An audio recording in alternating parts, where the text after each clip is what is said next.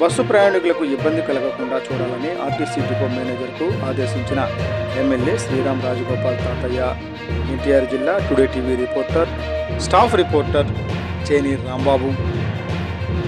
Jaggayyapeta RTC డిపోకు చెందిన bus Vijayawada వైపు బయలుదేరిన కొద్దిసేపటికే కేసర టోల్గేట్ దాటిన తరువాత వెనుక టైరు పగిలి బస్సు నిలిచిపోయింది.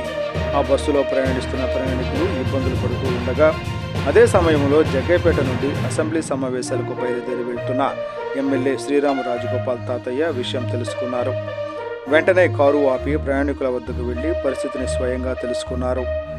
డ్రైవర్, కండక్టర్ను సంప్రదించి వివరాలు అడిగి తెలుసుకున్న అనంతరం జగ్గయ్యపేట ఆర్టీసీ డిపో మేనేజర్కు ఫోన్ చేసి ప్రయాణికులకు ఎలాంటి ఇబ్బంది కలగకుండా వెంటనే ప్రత్యామ్నాయ బస్సు పంపించి గమ్యస్థానానికి సురక్షితంగా చేర్చాలని ఆదేశించారు. ఈ తక్షణ స్పందనతో ప్రయాణికుల సమస్యలు తీరగా వారు ఎమ్మెల్యే శ్రీరామ్ రాజగోపాల్ తాతయ్య పట్ల కృతజ్ఞతలు తెలిపారు.